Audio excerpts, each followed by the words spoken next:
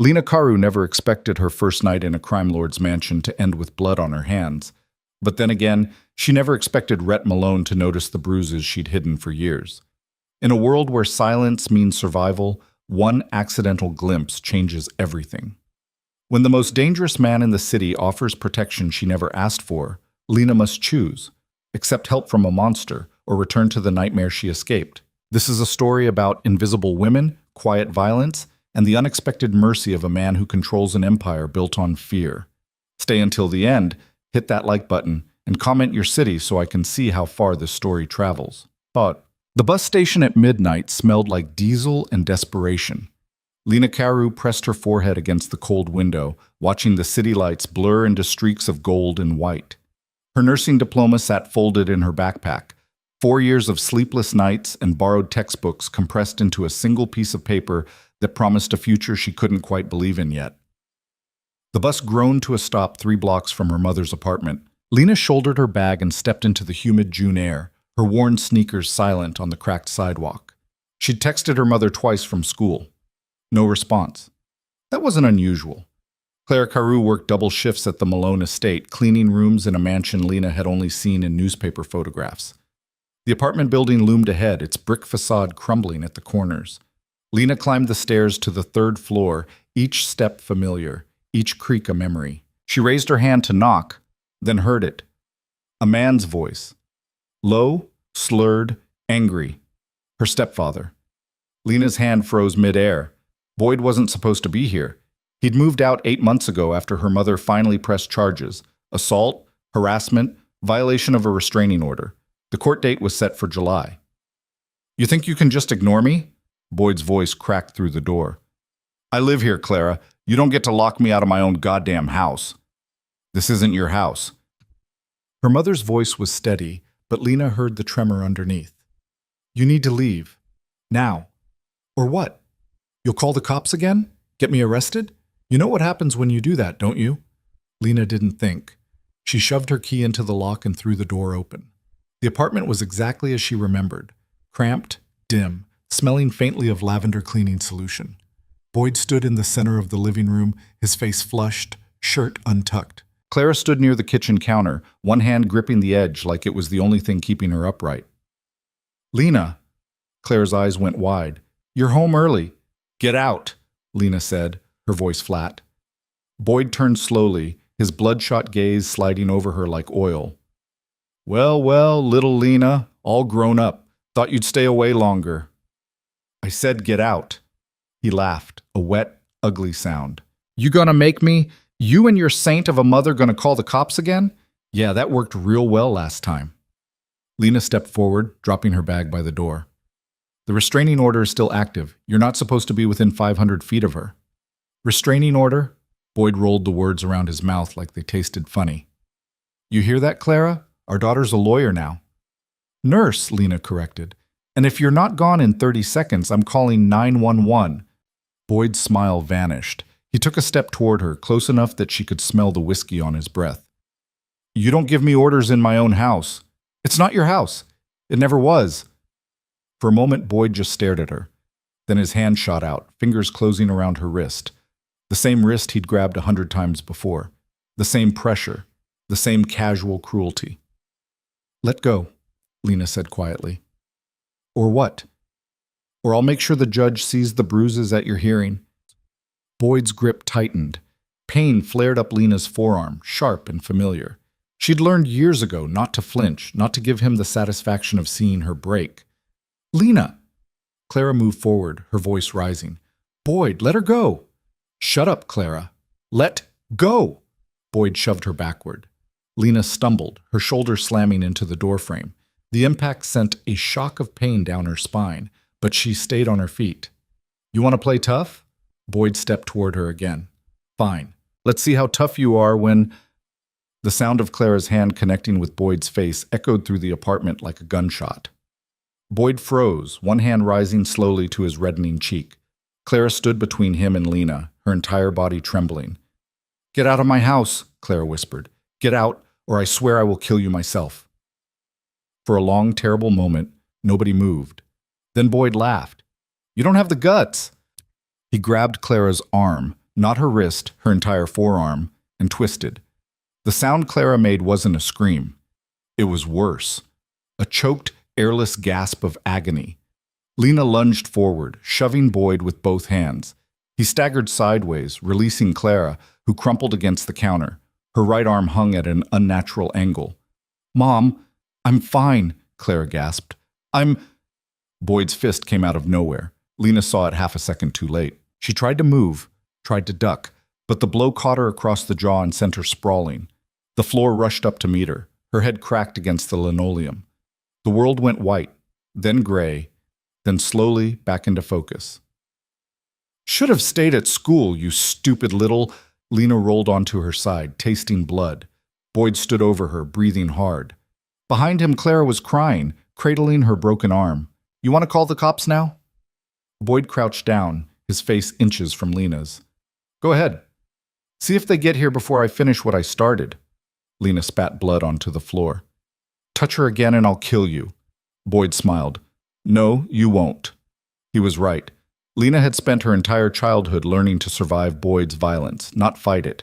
She knew how to hide bruises under long sleeves. She knew how to lie to teachers and doctors. She knew how to make herself small and invisible until the storm passed, but she'd never learned how to stop it.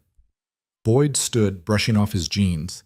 "I'll be back tomorrow, and the day after, and the day after that, because this is my house, and you two are my family, and there's not a damn thing you can do about it." He walked out, slamming the door hard enough to rattle the windows. The silence that followed felt like drowning. Lena pushed herself upright, her head swimming. Clara was still on the floor, tears streaming down her face, her broken arm cradled against her chest. "Mom," Lena crawled to her side. "We need to get you to a hospital." "I can't." Clara's voice was barely audible.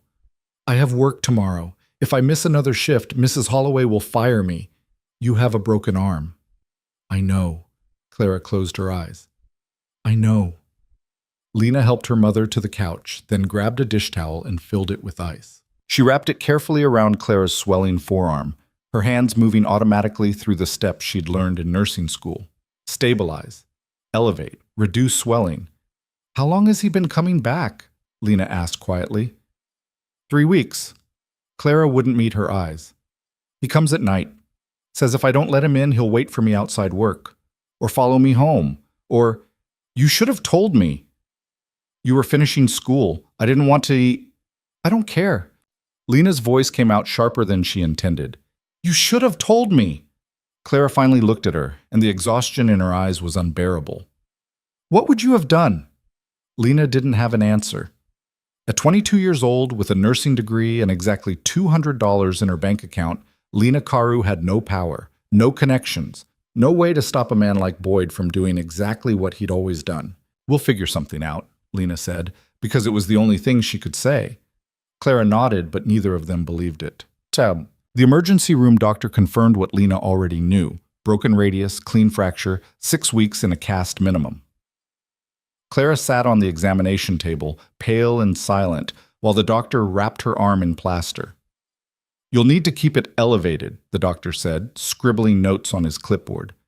"No heavy lifting, no strenuous activity. I'm writing you a prescription for pain medication." "I can't afford that," Clara interrupted. The doctor paused. "The prescription is $15. "I can't afford it." Lena felt something crack inside her chest.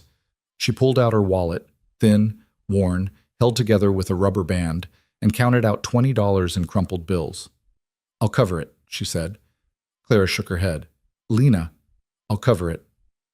They left the hospital at 3 a.m. The city was quiet. The streets empty except for delivery trucks and the occasional taxi. Clara leaned against Lena as they walked, her casted arm hanging heavy between them. "I have to call Mrs. Holloway," Clara said when they reached the apartment. "Tell her I can't work tomorrow." "You mean for the next 6 weeks?" "I can't take 6 weeks off. We'll lose the apartment." "Then I'll work." Clara stopped walking. "What?" "I'll take your shifts. Tell Mrs. Holloway your daughter just finished nursing school and needs temporary work. I'll do your job until your arm heals." "Lena, you can't." "Why not?" "Because," Clara's voice broke, "because the Malone estate isn't like a hospital. It's not safe." Safer than staying here and waiting for Boyd to come back. Clara had no argument for that. Tiam. Mrs. Holloway answered the phone on the third ring, her voice clipped and professional, even at 4 in the morning. Clara, if you're calling to say you can't make your shift— My arm is broken, Clara interrupted. I was in an accident. I have a cast. I can't work for 6 weeks. Silence. I see, Mrs. Holloway said finally. Then I'll need to find a replacement. I have a replacement. My daughter just graduated from nursing school. She needs work. She can start tomorrow, today, whenever you need her. Another pause. Your daughter has no experience with estate management. She's a hard worker. She's responsible. She won't cause trouble. The Malone estate requires discretion, Clara. Your daughter is young. Young people talk. She won't talk, Clara said firmly. I promise. Mrs. Holloway sighed. Fine. Have her here at 6 a.m. sharp. If she's late, don't bother coming at all. The line went dead. Clara set down the phone, her hand shaking. You don't have to do this. Yes, I do. Lena. Clara caught her daughter's hand, her fingers cold and trembling. The people who work at that estate, we're invisible. We don't ask questions. We don't look too closely. We do our jobs and we leave. Do you understand? I understand. No. Clara's grip tightened. You don't. Rhett Malone isn't like other men. He's a criminal, Lena finished. I know. Everyone knows. It's not just that. Clara's voice dropped to a whisper. There are rules in that house. Unspoken rules. Break them, and what? Clara looked away. Just don't break them. The Malone estate sat on 12 acres of manicured lawns and iron gates, hidden behind walls tall enough to block out the rest of the city. Lena arrived at 5:45 a.m., her mother's spare uniform hanging loose on her smaller frame. The guards at the gate checked her name against a list, then waved her through without a word. Mrs. Holloway met her at the servants' entrance, a side door tucked beneath a stone archway, away from the main house. She was exactly what Lena expected. Mid-50s, steel gray hair pulled into a tight bun, eyes that missed nothing. You're early, Mrs. Holloway said. Good. Follow me. The interior of the estate was all dark wood and marble floors, high ceilings, and expensive silence. Lena followed Mrs. Holloway through a maze of hallways, past rooms filled with furniture that probably cost more than Lena's entire education. Your mother cleaned the West Wing, Mrs. Holloway explained, her heels clicking against the floor. Bedrooms, bathrooms, sitting rooms, you'll do the same. You start at 6, finish by 2. You do not speak to Mr. Malone unless he speaks to you first. You do not enter his private office. You do not ask questions about his business. Are we clear? Yes, ma'am. If you see something unusual, you ignore it. If you hear something unusual, you forget it. Your job is to clean, not observe. I understand. Mrs. Holloway stopped in front of a supply closet and handed Lena a key ring. The West Wing is mostly empty this week. Mr. Malone is the only one in residence. His bedroom is the last door on the left. Clean it last, and only if he's not inside. How will I know if he's inside? If the door is closed, he's inside. If it's open, he's not. Simple. She handed Lena a cart loaded with cleaning supplies, bleach, furniture polish, fresh linens, and walked away without another word. Lena stood alone in the hallway, gripping the cart handle. Invisible, her mother had said. Do your job and leave. She could do that. She'd been invisible her entire life. The West Wing was silent except for the sound of Lena's footsteps and the soft squeak of the cleaning cart wheels. She started with the guest bedrooms, immaculate spaces that looked like they hadn't been used in months. She dusted shelves, changed linens that didn't need changing, polished mirrors until they gleamed. By noon, she'd worked her way down the hall to the last door. It stood half open. Lena hesitated, then knocked softly. Hello, Mr. Malone? No answer. She pushed the door wider and stepped inside. The bedroom was larger than her entire apartment. Floor-to-ceiling windows overlooked the garden. A massive bed dominated the center of the room, its dark blue sheets perfectly made. Bookshelves lined one wall, packed with medical textbooks and leather-bound novels. Lena moved carefully, dust cloth in hand. She wiped down the nightstand, the dresser, the windowsill. Everything was already clean, but she cleaned it anyway. She was reaching for the top shelf of the bookcase when her sleeve caught on the corner of a picture frame. The frame tipped, wobbled, then fell. Lena lunged forward and caught it, barely, but the sudden movement made her twist wrong. Pain shot through her left forearm, the same arm Boyd had grabbed the night before. Her sleeve rode up. The bruises were dark purple, almost black. 5 distinct finger marks where Boyd had squeezed hard enough to leave impressions. "Shit," Lena whispered. She tugged her sleeve down quickly, her heart pounding. "That looks painful." Lena spun around. Rhett Malone stood in the doorway, watching her. She'd seen his photograph in the newspapers, grainy black and white images that made him look older, harder. In person, he was younger than she expected. Mid-30s, maybe? Tall, lean, wearing a dark suit with the jacket unbuttoned. His hair was black, neatly trimmed. His eyes were gray, and they were currently fixed on her forearm. "I'm sorry," Lena said quickly, pulling her sleeve down further. "I didn't mean to. The frame fell. I was just—" "How did you get those bruises?" Lena froze. "What?" "The bruises on your arm." Rhett's voice was calm, almost conversational. "They're fresh. Less than 24 hours old. How did you get them?" I fell." "You fell." "Yes." "And landed on someone's hand?" Lena's throat went dry. "I don't know what you mean." Rhett stepped into the room, closing the door behind him. "Those are finger marks. 4 on the underside of your forearm, 1 on top where a thumb would press. Someone grabbed you, hard, recently." "It's nothing. It's not nothing." Lena's pulse hammered in her ears. She wanted to run, but her feet wouldn't move. "I'm fine. It doesn't matter." "It matters." "Why?" The word came out sharper than she intended. "Why does it matter to you?" Rhett regarded her silently for a long moment. "Because," he said finally, "you're standing in my house, wearing your mother's uniform, lying to me about injuries that suggest someone hurt you. That makes it my business." "It's not your business," Lena said, her voice shaking. "I'm just here to clean, that's all." "Who grabbed you?" "No one." "Who grabbed you?" "I said no one." "You're lying." "So what?" Lena snapped. "So what if I am? What are you going to do about it?" Rhett didn't answer immediately. He moved to the window, looking out at the garden. When he spoke again, his voice was quieter. "Your mother called Mrs. Holloway at 4 a.m. and begged for your job. She said you just graduated nursing school. She said you needed work. She didn't mention that someone had hurt you badly enough to leave bruises that deep." "My mother doesn't know." "Yes, she does." Rhett turned to face her. "She knows, and she sent you here anyway. Why?" Lena said nothing. "Let me guess," Rhett continued. "Whoever hurt you also hurt her, and she thought working here would be safer than staying home.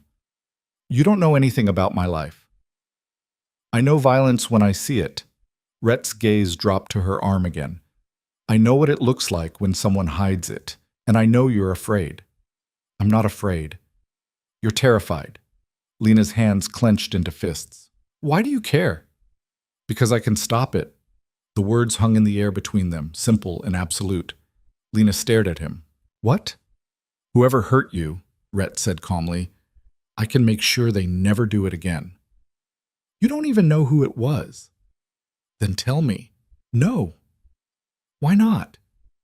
"Because," Lena's voice cracked, "because you're a stranger, because I don't know you, because accepting help from someone like you is—" "Someone like me," Rhett repeated. "You mean a criminal?" Lena didn't deny it. "You're right," Rhett said. "I am a criminal. I run operations your mother probably warned you never to ask about. I make decisions most people would call immoral. But I don't hurt women. And I don't let other men do it either. Why should I believe you?" "You shouldn't." Rhett moved toward the door, then paused. "But your mother trusted me enough to send you here. Maybe that should count for something." He left without waiting for a response. Lena stood alone in the silent bedroom, her heart still racing. "I can stop it." The promise echoed in her head, dangerous and impossible. She finished cleaning mechanically, her hands moving through familiar motions while her mind spiraled. When she left the estate at 2 p.m., Mrs. Holloway was waiting by the servants' entrance. "Mr. Malone wants to see you tomorrow," she said. "Same time. Don't be late." "Why?" "He didn't say." Mrs. Holloway's expression was unreadable. "But when Mr. Malone asks to see someone, you show up." Lena walked home in a daze. When she reached the apartment, Clara was asleep on the couch, her casted arm propped on a pillow. Lena covered her with a blanket and sat on the floor beside her. "I can stop it." She didn't believe him. She couldn't afford to believe him, but some small, desperate part of her wanted to. Boyd came back that night. Lena heard him before she saw him, footsteps on the stairs, heavy and uneven. She was washing dishes when the pounding started. "Clara, open the goddamn door!" Lena dried her hands slowly, her heart rate steady. She walked to the door and opened it. Boyd stood in the hallway, swaying slightly. "Where's your mother?" "Asleep." "Wake her up." "No." Boyd's bloodshot eyes narrowed.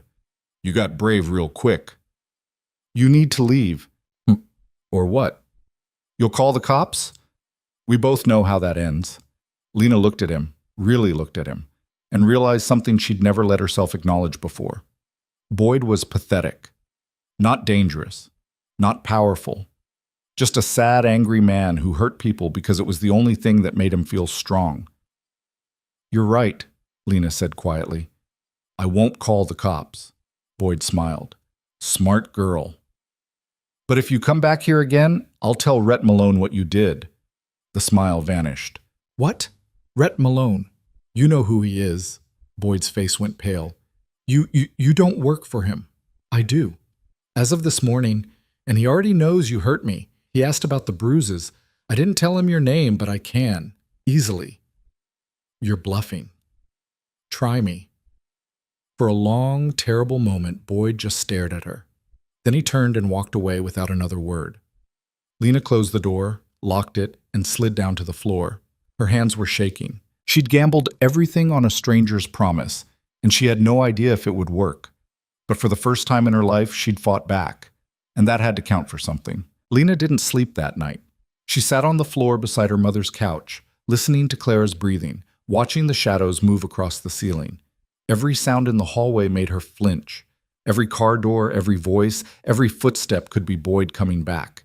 But he didn't come back. When dawn broke through the apartment windows, pale and gray, Lena stood and stretched her stiff muscles. Clara was still asleep, her face peaceful in a way Lena hadn't seen in years. The cast on her arm looked stark white against the faded couch cushions. Lena showered quickly, dressed in her mother's uniform, and left before Clara could wake up and ask questions she didn't know how to answer. The walk to the Malone estate felt different this time. The streets were waking up, delivery trucks rumbling past, shop owners unlocking doors, the city stretching and yawning into another day. Lena moved through it all like a ghost, her mind replaying the same moment over and over. I can stop it. She'd used Rhett Malone's name like a weapon, and it had worked. Boyd had actually looked afraid. But using someone's reputation as a shield was different from accepting their help directly. And Lena had no idea what Rhett would do when he found out. If he found out. The gates to the estate opened as she approached. The same guards from yesterday nodded at her without speaking. Lena walked through, her stomach tight with anxiety. Mrs. Holloway was waiting at the servant's entrance, clipboard in hand. "You're early again," she said. "Mr. Malone wants to see you before you start cleaning." "Now." "Yes, now. Follow me." Lena's pulse kicked up. She followed Mrs. Holloway through the familiar hallways, but instead of turning toward the west wing, they went deeper into the house. The decor changed gradually, less formal, more lived in. They passed a library with floor-to-ceiling bookshelves, a sitting room with leather furniture, and finally stopped in front of a heavy wooden door. "Wait here," Mrs. Holloway said, and knocked twice. "Come in," Rhett's voice called from inside. Mrs. Holloway opened the door, gestured for Lena to enter, then left without a word. Lena stepped into what appeared to be a study. Dark wood paneling, thick curtains, a desk covered in papers, and a laptop. Rhett stood by the window, still wearing a suit despite the early hour. He turned when she entered. "Close the door," he said. Lena did, her hand trembling slightly on the brass handle. "Sit." She sat in one of the leather chairs facing his desk, her back straight, hands folded in her lap. Every instinct screamed at her to run, but she forced herself to stay still. Rhett moved to his desk but didn't sit. He leaned against it, arms crossed, studying her with those unsettling gray eyes. "Did you sleep last night?" he asked. The question caught her off guard. What? Simple question. Did you sleep? No, not really. Why not? Lena looked down at her hands. I was waiting to see if someone would come back. And did they? Yes, for a while. Then they left. Rhett was quiet for a moment. You didn't call the police. No. Why not? Because the police don't help. The words came out bitter. They take a report, maybe arrest him for a night, then let him go. And he comes back angrier than before. Him, Rhett repeated. So it's a man. Someone who's hurt you before. Someone who hurt your mother badly enough to send her to the hospital. Lena said nothing. You used my name, Rhett said calmly. Last night when he came to your apartment. You told him you work for me. You told him I know what he did. You threatened him with me. Lena's head snapped up. How did you? I have people who watch the people who work for me, especially new people, especially people who show up with fresh bruises and frightened eyes. You had someone follow me? I had someone protect you. There's a difference. Lena stared at him, her mind reeling. Why? Because I told you I could stop it, and you didn't believe me. So I made sure he couldn't hurt you or your mother last night. Rhett's expression didn't change. But using my name as a threat only works if I'm willing to back it up. So I need to know who we're dealing with. We're not dealing with anyone. I can handle this myself. Clearly, Rhett gestured at her arm, still marked with fading bruises. That's why you're wearing long sleeves in June. That's why your mother has a broken arm. That's why you haven't slept. Because you're handling it so well. You don't understand? Then explain it to me. Why do you care? Lena's voice rose. You don't know me. I'm just some girl who cleans your house. Why does any of this matter to you? Rhett pushed off from the desk and walked to the window. For a long moment, he didn't speak. When he did, his voice was quieter. 10 years ago, I lived in a different house, smaller, in a worse part of the city. My mother cleaned houses for rich families, just like your mother does now. And my stepfather, he paused. He was a lot like whoever hurt you, drunk, violent, good at hiding it from people who mattered. Lena felt something shift in her chest. One night he went too far, Rhett continued, still looking out the window. Put my mother in the hospital, fractured her skull. The police came, took statements, arrested him. He was out in 48 hours. When he came back, he told my mother if she ever called the cops again, he'd kill her. What did you do? I was 17. I didn't have power or money or connections. So I went to the most dangerous man I knew, a man named Vincent Caruso, who ran half the illegal operations in the city. I told him what happened, asked him to make it stop. And did he? Yes. Rhett turned to face her. Vincent sent 2 men to have a conversation with my stepfather. I don't know what they said, but my stepfather never came back, never called, never sent threats. He just disappeared from our lives. Lena's throat felt tight. What did you have to give Vincent in return? Everything. My future, my choices, my freedom. Rhett's smile was humorless. Vincent owned me from that moment on.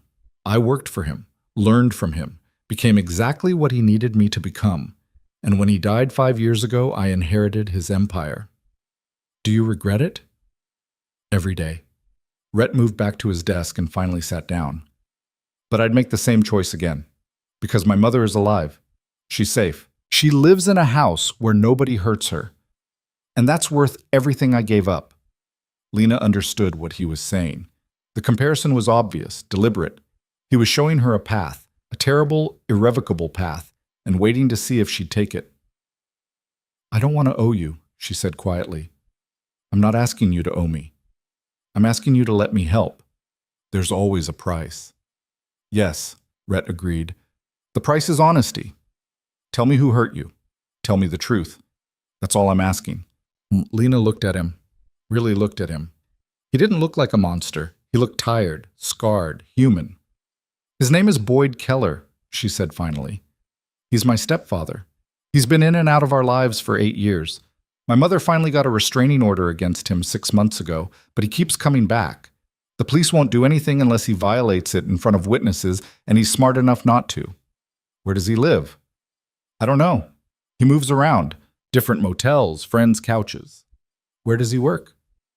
He doesn't. He's unemployed. Rhett pulled a notepad from his desk drawer and wrote something down. What does he look like? Lena described Boyd, height, weight, the scar above his left eyebrow from a bar fight 3 years ago. Rhett wrote it all down without comment. When's his next court date? Rhett asked. July 15th. For what? Assault, harassment, violation of the restraining order. If he's convicted, he'll go to jail for up to 2 years. And if he's not convicted, Lena looked away. Then he comes back. Rhett set down his pen. He won't make it to the court date. What? Boyd Keller won't make it to July 15th. He won't come back to your apartment. He won't hurt you or your mother ever again. Lena's hands clenched in her lap.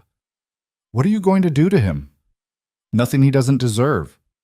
That's not an answer. It's the only answer you're going to get. Rhett's voice was firm, but not unkind. You don't want to know the details, Lena. Trust me. You just want it to stop.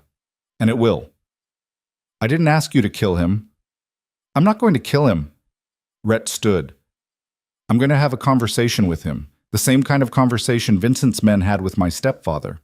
And after that conversation, Boyd will understand that coming near you or your mother ever again would be a very bad idea. And if he doesn't understand, then the conversation will continue until he does. Lena felt sick. This was wrong. She knew it was wrong. Accepting help from a criminal, letting violence answer violence, crossing a line she'd sworn she'd never cross. But Boyd had broken her mother's arm. He'd choked Lena when she was 16 and laughed when she cried. He'd destroyed every shred of safety they'd ever tried to build. And he'd keep doing it unless someone stopped him. When? Lena asked quietly. Tonight. Maybe tomorrow. Depends on how long it takes my people to find him. And my mother? Your mother stays here, in the estate. There's a guest house on the east side of the property. Small, private, fully furnished. She can recover there. You can stay with her if you want. Why would you do that? Because, Rhett said simply, if Boyd can't find her, he can't hurt her.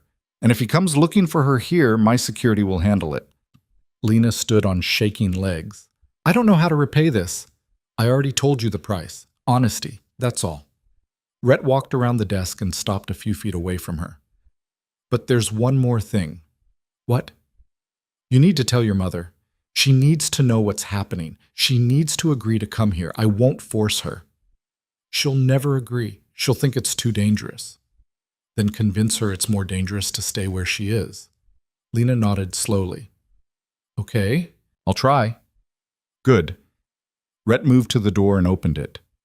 Mrs. Holloway will give you the day off. Go home. Pack what you need. Bring your mother back here by tonight. I'll have the guest house ready. Lena walked toward the door, then paused. Rhett? He looked at her, one hand still on the doorknob. Thank you, she said. Don't thank me yet. Thank me when it's over. Lena left the study with her mind spinning. The hallway seemed longer on the way out, the walls pressing in. When she reached the servants' entrance, Mrs. Holloway was waiting with a set of keys. For the guest house, she explained. East Garden, past the fountain. You can't miss it. How did you know? Mr. Malone called ahead. Mrs. Holloway's expression was unreadable. He takes care of his people. Remember that. Lena took the keys and left. The walk home felt like moving through water. Everything looked the same. Same streets, same buildings, same cracks in the sidewalk. But the world had tilted on its axis. She'd made a choice. There was no going back now. Clara was awake when Lena entered the apartment, sitting at the kitchen table with a cup of tea. She looked up, surprised. You're home early. We need to talk, Lena said. She told her mother everything. About Rhett noticing the bruises, about the conversation in the study, about Boyd coming back last night and Lena using Rhett's name to scare him away, about the offer to stay at the guest house. Clara listened in silence, her face growing paler with each word. Lena, she said when Lena finished, do you understand what you've done? I protected us. You've made a deal with a criminal. You've put us in debt to the most dangerous man in the city. He said there's no debt, just honesty. There's always a debt. Clara's voice shook. Always. Men like Rhett Malone don't give help for free. They collect. Maybe not today, maybe not tomorrow, but they always collect. So what was I supposed to do? Let Boyd keep hurting you? Wait for him to put you in the hospital again? Or worse? Clara closed her eyes. I don't know. Rhett can stop it, Mom. He can make Boyd go away. Permanently. And what happens to Rhett when he does? What happens to us? Nothing. He has people, resources. He's been doing this for years. That doesn't make it right. I don't care if it's right, Lena's voice cracked. I care if it works. I care if we're safe. I care if you can sleep at night without wondering if Boyd's going to break down the door. Clara opened her eyes, tears streaming down her face. What if it changes you? What if accepting his help makes you into someone you don't recognize? Lena knelt beside her mother's chair and took her good hand. I'm already someone I don't recognize. I threatened a man with violence last night and I didn't feel guilty. I felt relieved. So maybe I've already changed, but at least this way, we survive. Clara looked at their joined hands, her shoulders sagging. When do we have to go? Tonight. He's having the guest house prepared.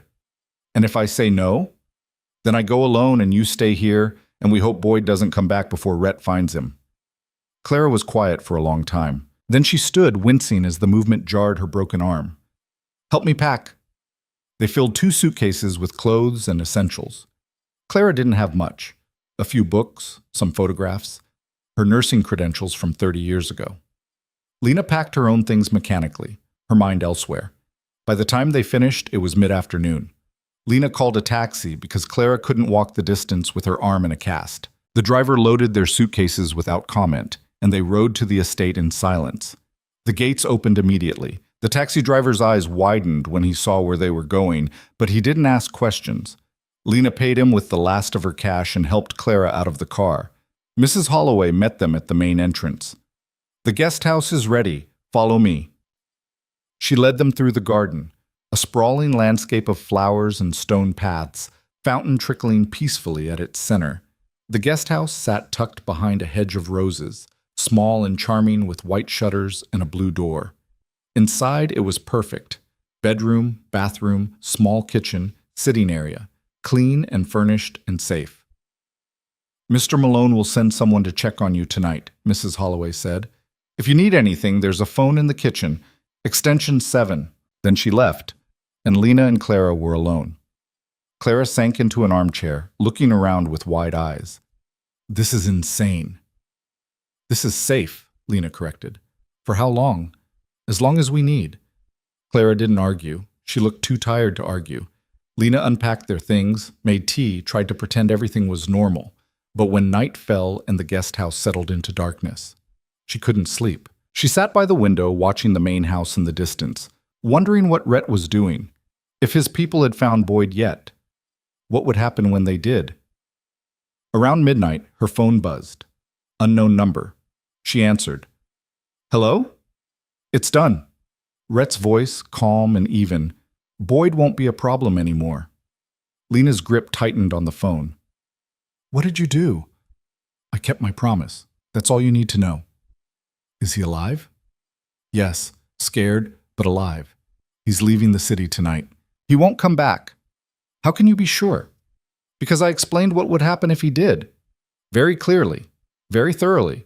And Boyd Keller is many things, but he's not stupid. Lena closed her eyes, relief and guilt warring in her chest. Thank you. You already said that. I mean it this time. Rhett was quiet for a moment. Get some sleep, Lena. You're safe now. So is your mother. He hung up before she could respond. Lena sat in the darkness, staring at her phone. It was over. Boyd was gone. They were safe. She should feel happy, relieved, free. Instead, she felt hollow. She'd crossed a line tonight, accepted help from a dangerous man, let him use violence on her behalf. And the worst part was that she didn't regret it. She'd do it again in a heartbeat. The next morning, Lena woke to sunlight streaming through unfamiliar windows. For a moment, she didn't remember where she was. Then it all came rushing back. The guest house, the estate, Rhett's phone call. Boyd was gone. She got up and found Clara in the kitchen, making coffee with one hand. Her mother looked better, less pale. The tension that had lived in her shoulders for years seemed lighter. Did you sleep? Clara asked. A little. You? Better than I have in months. Clara poured 2 cups of coffee. He called you last night. I heard your phone. Yeah. Is it done? Yeah. Clara nodded slowly. How do you feel? I don't know, Lena admitted. I should feel guilty. I should feel like I did something wrong, but I don't. That scares you? Yeah. Clara reached across the table and squeezed Lena's hand. You did what you had to do. We both did. And now we get to live without fear. That's not nothing. But at what cost? A cost we can afford. Clara's voice was firm. Whatever Rhett Malone asks for in return, we'll handle it. Together. Lena nodded, but she couldn't shake the feeling that she'd traded one kind of danger for another. Later that morning, Mrs. Holloway appeared at the guest house with a message. Mr. Malone would like to see you. Both of you. They followed her through the garden to a covered terrace behind the main house. Rhett sat at an outdoor table drinking coffee and reading a newspaper. He stood when they approached. Clara, I'm glad you're settling in. Clara met his gaze evenly. Thank you for your hospitality and for handling our situation. It wasn't a problem. Rhett gestured to the empty chairs. Please, sit. They sat. Lena noticed her mother didn't look afraid. Wary, yes. Uncertain, but not afraid. I wanted to talk to you both about what happens next, Rhett said. Boyd is gone, but that doesn't solve all your problems. You still need income. You still need a place to live long term. The guest house is yours for as long as you want it, but I assume you'd prefer something more permanent. We can't afford anything permanent, Clara said quietly, which is why I'm offering you a choice. Rhett set down his coffee cup. Clara, you can return to your position here whenever your arm heals. Same pay, same hours. Or, if you prefer, I can help you find a position elsewhere, something with better hours, better benefits. Clara blinked. Why would you do that? Because you're a good worker, and you deserve better than what you've had. And Lena? Lena is welcome to continue working here as well. But, Rhett turned to face Lena directly. I have another suggestion. What kind of suggestion? You're a nurse, a new nurse with no experience, which means most hospitals won't hire you for anything better than night shifts in understaffed wards. But I have a private physician who works for my organization. Dr. Sarah Chen. She's looking for an assistant, someone to help with basic medical care for my employees. It's not glamorous, but it's legitimate work, good pay, and you'd gain experience. Lena stared at him. You want me to work for you? Officially? I want to offer you an opportunity. You can say no. Why me? Because you're qualified, you're desperate, and you've already proven you can keep your mouth shut about things you see. Rhett's expression didn't change. And because I think you deserve a chance to use your education for something more than scrubbing floors. Lena looked at her mother. Clara's face was unreadable. I need to think about it, Lena said. Take your time. The offer stands. Rhett stood. In the meantime, you're both welcome here. No pressure, no expectations, just safety. He left them sitting at the table, the morning sun warm on their faces. Clara spoke first. He's trying to buy your loyalty. I know. And it's working. Lena didn't deny it. What are you going to do? Clara asked. I don't know yet. Lena stared at the main house, its windows gleaming in the sunlight. But I think I want to see what happens if I say yes. Clara sighed. Then I hope you know what you're getting into. I don't, Lena admitted, but I want to find out. Because for the first time in her life, someone was offering her something more than survival. They were offering her a future. And Lena was just desperate enough, or brave enough, or foolish enough to reach for it. 3 days passed before Lena gave Rhett her answer. She spent those days watching her mother heal in the safety of the guest house, watching the way Clara's shoulders gradually loosened, the way she started sleeping through the night without jerking awake at every sound. She spent them walking the estate grounds, learning its rhythms. The gardeners who arrived at dawn, the security team that changed shifts every 8 hours, the careful choreography of a household built on secrets and silence. And she spent them thinking about what it meant to work for a man like Rhett Malone. On the 4th morning, she found him in the library. He sat in a leather chair by the window, reading a medical textbook with the kind of focus that made the rest of the world disappear. He didn't look up when she entered, but he spoke anyway. You've decided. It wasn't a question. Lena closed the door behind her. I want to meet Dr. Chen first, see what the job actually involves. Then I'll decide. Rhett marked his place in the book and set it aside. Fair enough. She's working today. I'll take you to her. Now? Unless you have somewhere else to be. Lena didn't. They left the estate in a black car with tinted windows, driven by a man named Marcus who didn't speak unless spoken to. Lena sat in the back seat beside Rhett, watching the city roll past. They drove away from the wealthy neighborhoods, through commercial districts, and finally into an area Lena recognized from her clinicals, working class, struggling, the kind of place where people didn't ask questions because they couldn't afford the answers. The car stopped in front of what looked like a small, urgent care clinic. Modest brick building, simple sign that read Chen Medical Services. This is it? Lena asked. This is it. Rhett opened his door. Doctor, Chen runs a legitimate practice. She treats anyone who walks through that door, takes whatever insurance they have, or no insurance at all. But she also treats my people when they can't go to a hospital. Because hospitals ask questions. Exactly. Inside, the clinic was clean and bright. A waiting room with worn chairs, medical posters on the walls, the antiseptic smell Lena had come to associate with healing. A young man sat behind the reception desk, typing on a computer. He looked up when they entered. Mr. Malone, Dr. Chen's expecting you. Exam room 3. They walked down a narrow hallway past 2 exam rooms, a supply closet, and a small office. Room 3's door stood open. Inside, a woman in her 40s stood washing her hands at the sink. She had dark hair pulled back in a braid, sharp eyes behind wire-rimmed glasses, and the kind of efficient movements that spoke of years of practice. Rhett, she said without turning around, you're early. Sarah, this is Lena Karu, the nurse I mentioned. Dr. Chen dried her hands and turned to face them.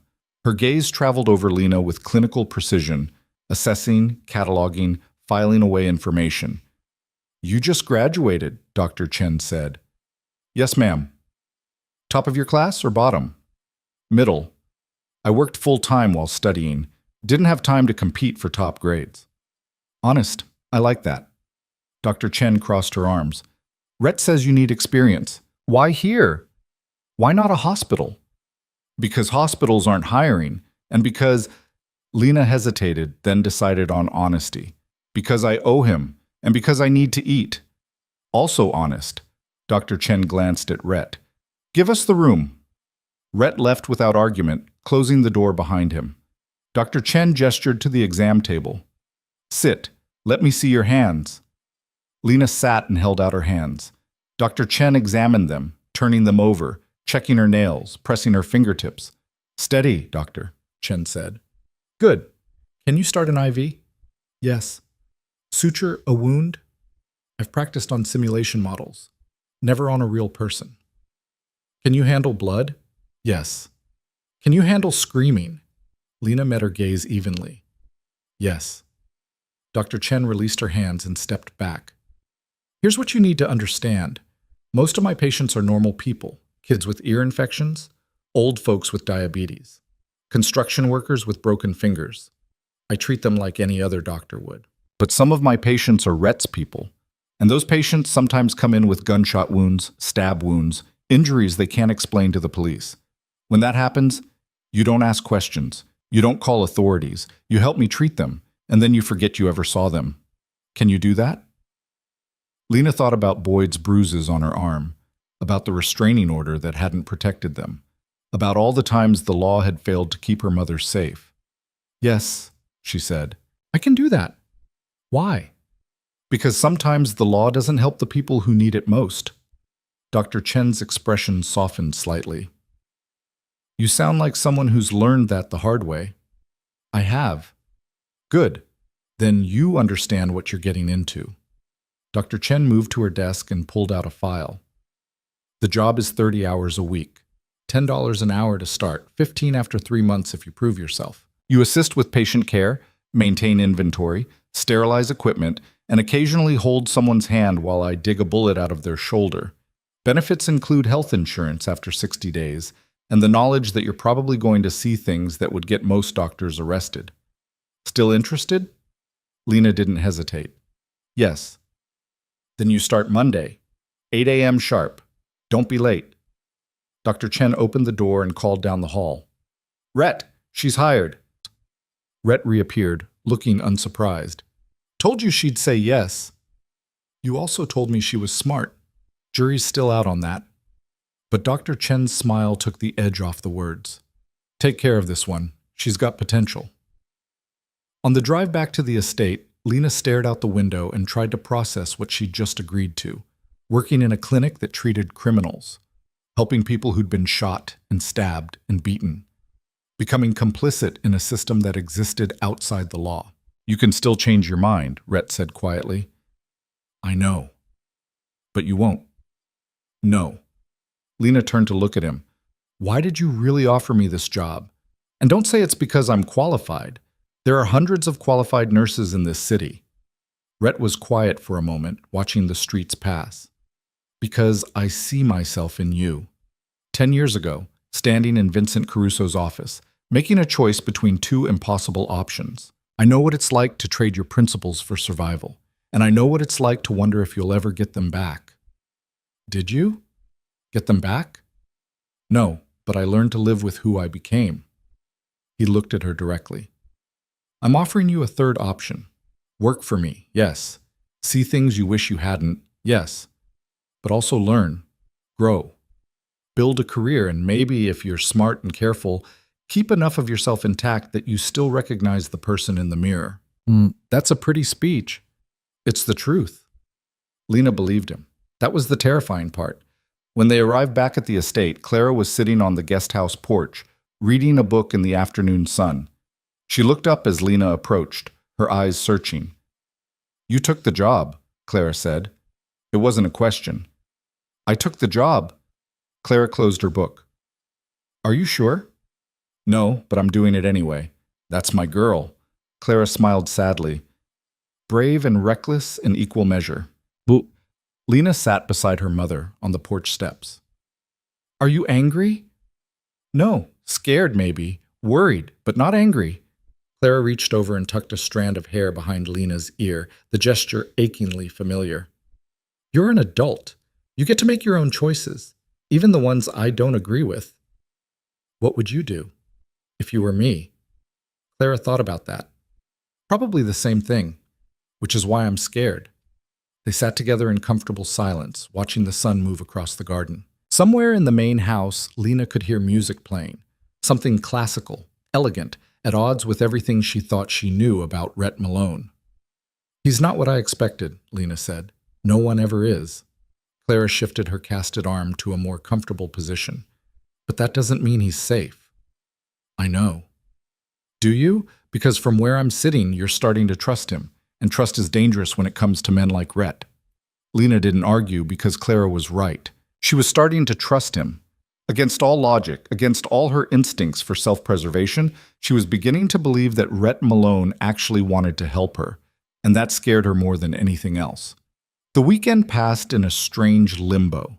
Lena prepared for her first day at the clinic, reviewing her nursing notes, practicing IV placement on a practice arm Dr. Chen had loaned her, trying to calm the anxiety that churned in her stomach. Clara watched with worried eyes, but said nothing. Sunday evening, Lena was sitting in the guest house kitchen when someone knocked on the door. She opened it to find Rhett standing on the porch, holding a leather bag. Can I come in? He asked. Of course. He entered, setting the bag on the kitchen table. Medical supplies. Dr. Chen thought you might want to review some procedures before tomorrow. Suture kit, IV equipment, basic surgical tools. Lena opened the bag and found exactly what he'd described, all neatly organized and sterile wrapped. Thank you. There's something else. Rhett pulled an envelope from his jacket pocket. Your first week's pay. In advance. I haven't even started yet. Consider it a signing bonus. Lena opened the envelope and found $300 in cash. More money than she'd seen in months. This is too much. It's exactly what you're worth. Rhett moved toward the door, then paused. Lena? You're going to see difficult things tomorrow, things that might make you question your choice. But remember, everyone who comes through Dr. Chen's door is there because they need help.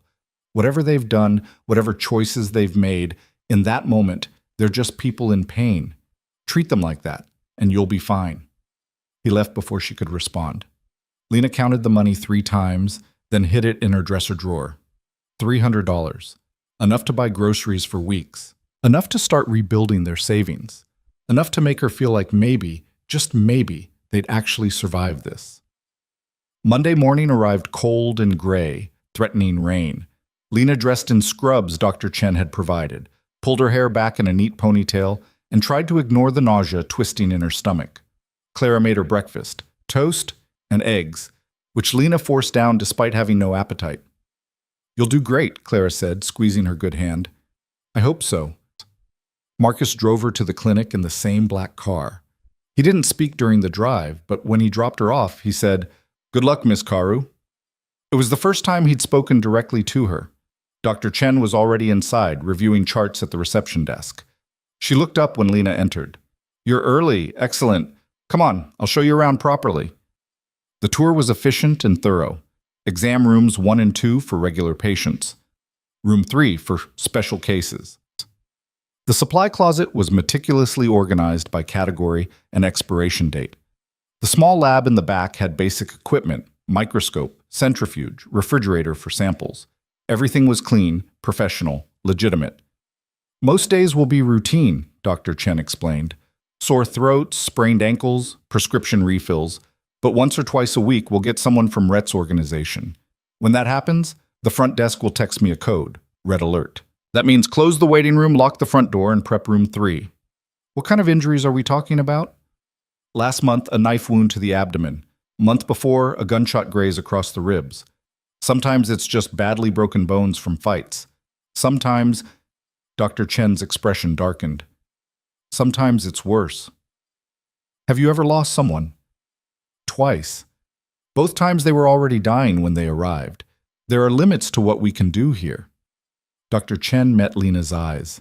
If someone needs surgery beyond basic suturing, if they need blood transfusions, if they're in actual critical condition, we stabilize and send them to the hospital with a cover story.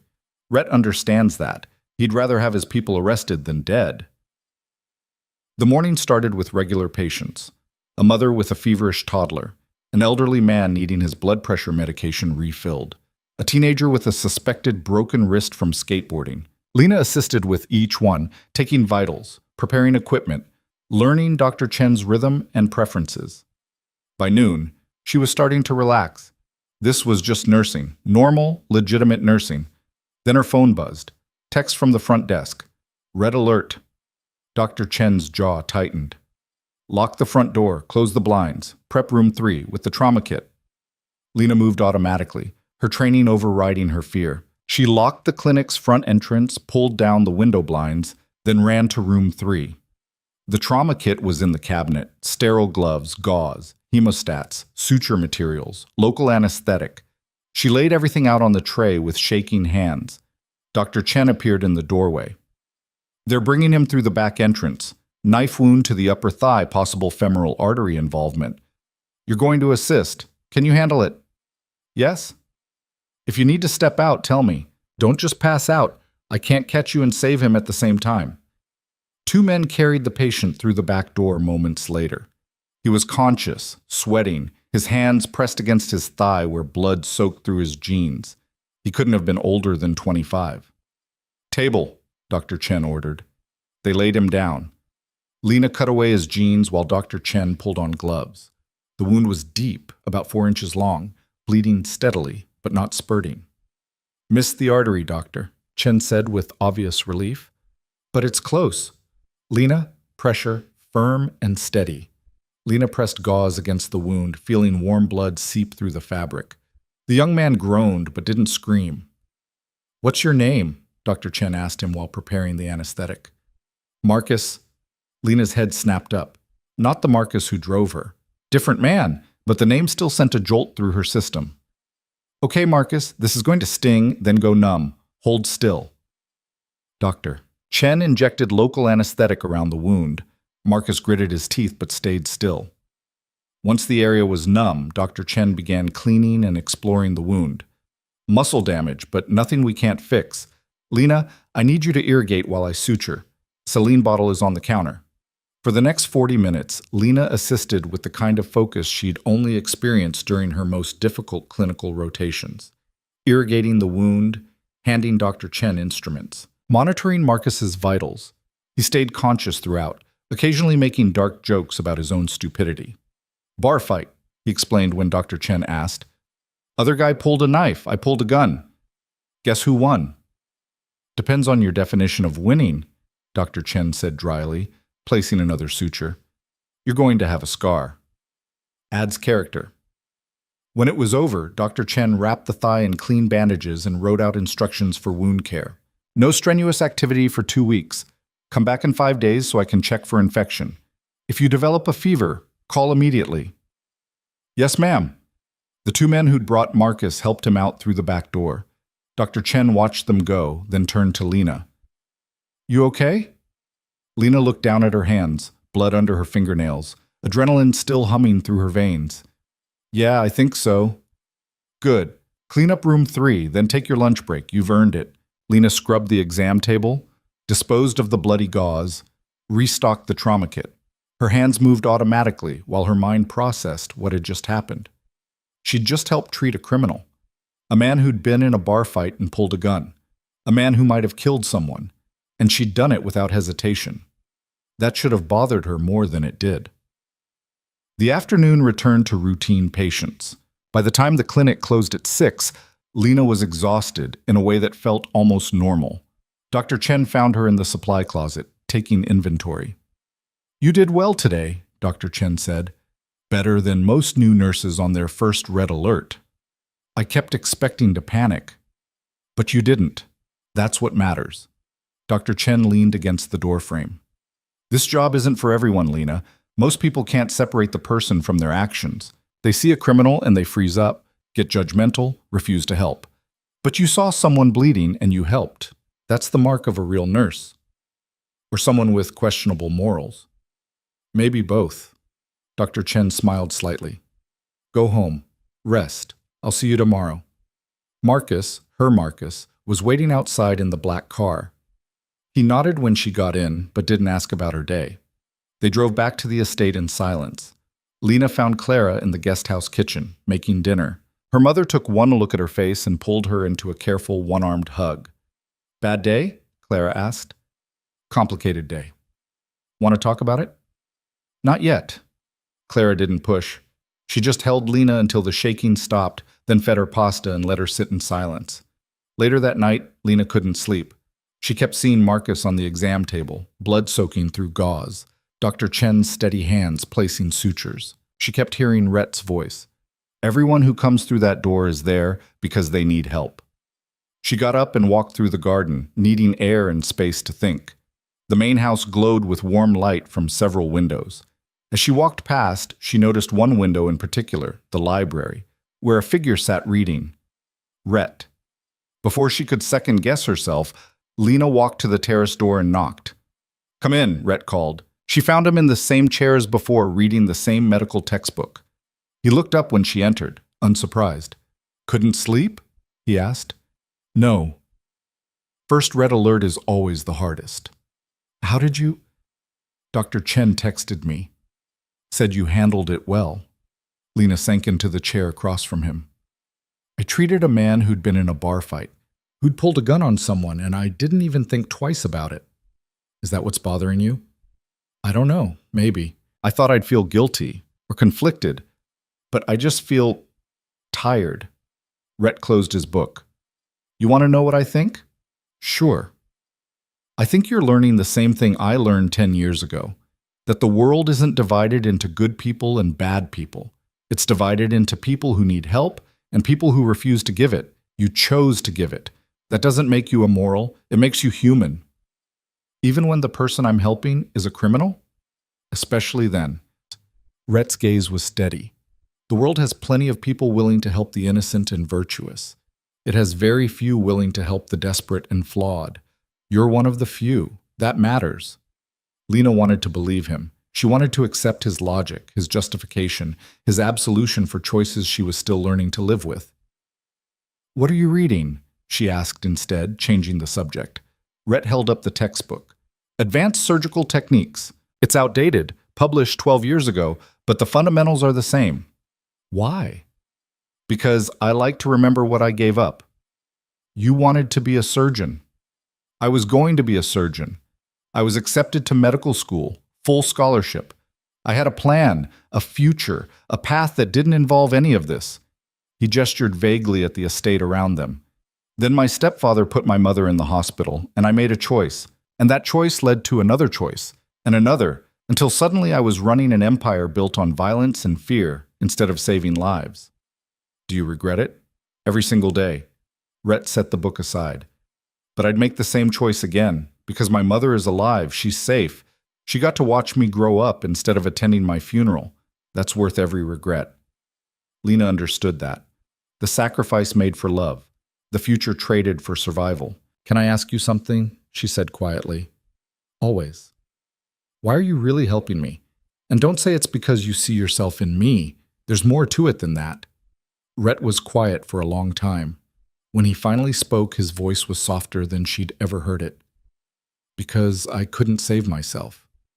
But maybe I can save you.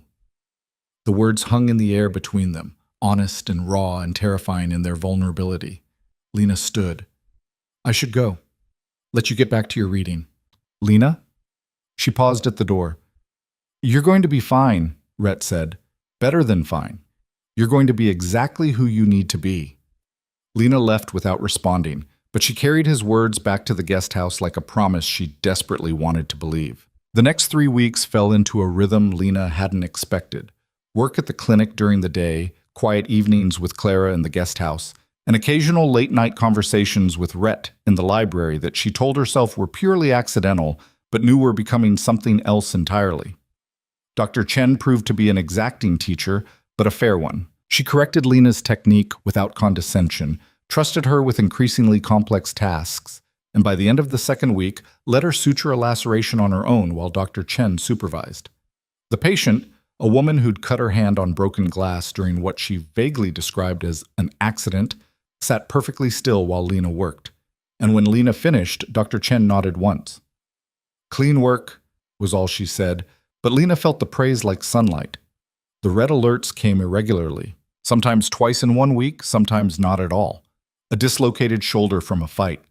Burns from an industrial accident that probably wasn't an accident. A young woman with bruises around her throat who wouldn't say how she got them, but accepted Dr. Chen's gentle examination and Lena's careful documentation with silent gratitude. Each case taught Lena something new about pain, about survival, about the infinite ways people learn to endure. Claire's arm was healing well. The cast would come off in 3 more weeks, and she'd already started talking about returning to work. But she seemed different now, lighter, as though the weight she'd carried for years had finally lifted. She smiled more, slept better. Sometimes Lena would find her sitting on the guest house porch, reading in the afternoon sun with an expression of such peaceful contentment that it made Lena's chest ache. This was what safety looked like. This was what her mother had been missing all those years, and they owed it all to Rhett Malone. Lena tried not to think about that too much, tried not to calculate the debt they were accumulating, the favors that would eventually need to be repaid. But late at night, when sleep wouldn't come, the arithmetic was inescapable. Rhett had given them safety, employment, a home, protection from Boyd. Those weren't small gifts, they were everything. And Lena had nothing to offer in return except her labor and her loyalty. She wondered which one he actually wanted. It was a Thursday evening, almost 4 weeks after Lena had started at the clinic, when everything shifted. She'd worked a long day, 2 red alerts, both relatively minor, plus a steady stream of regular patients, and was exhausted when Marcus drove her back to the estate.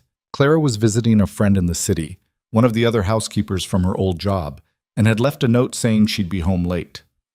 Lena made herself dinner, tried to read, gave up, and found herself walking through the garden toward the main house. The library light was on. It was always on these days, like Rhett knew she'd come looking eventually. She knocked.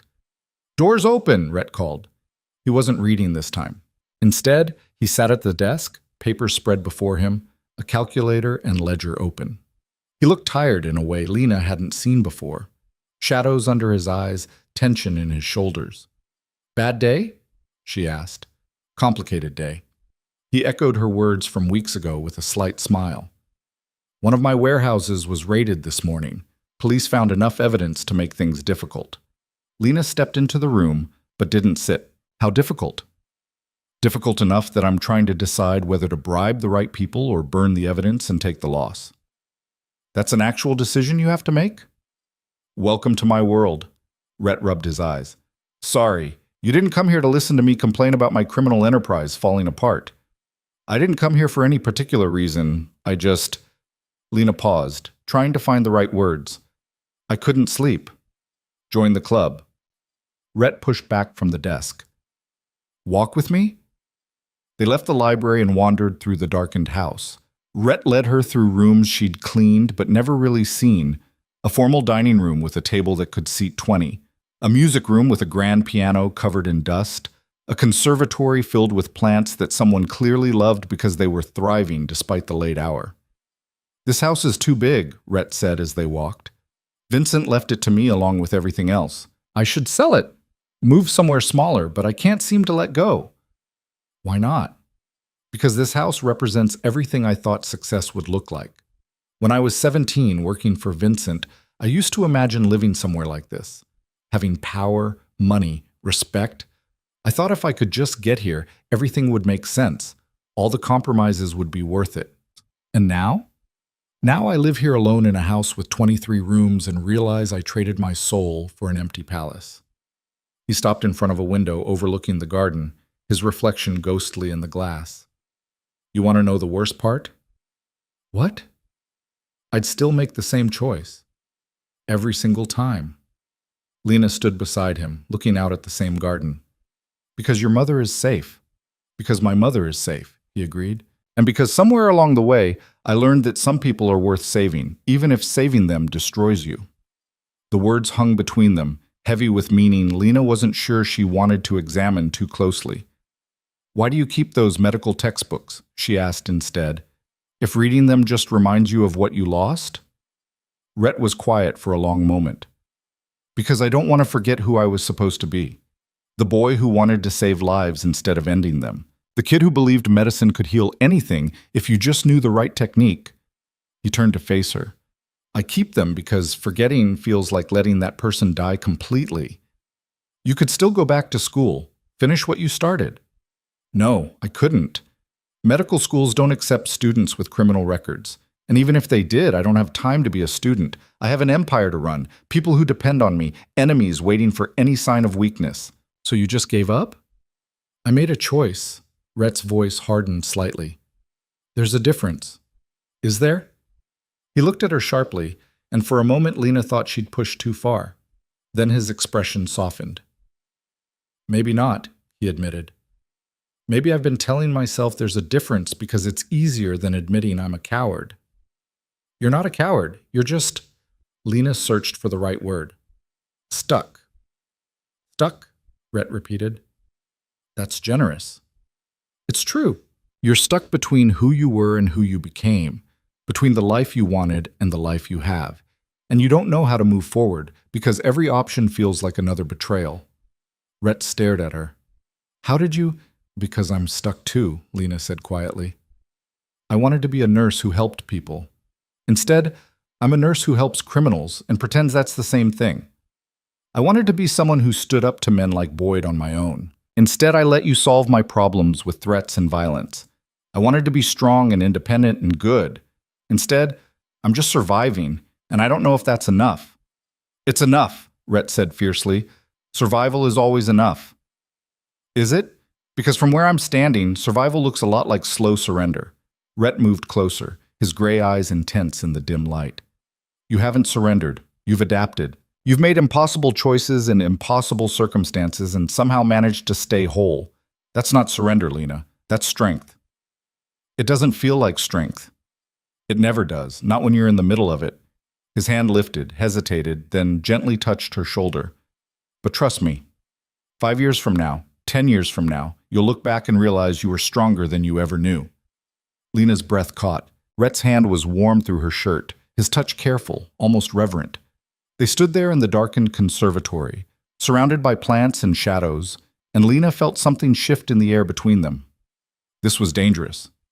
This moment, this closeness, this growing certainty that Rhett Malone saw her in a way no one else ever had. I should go, Lena whispered.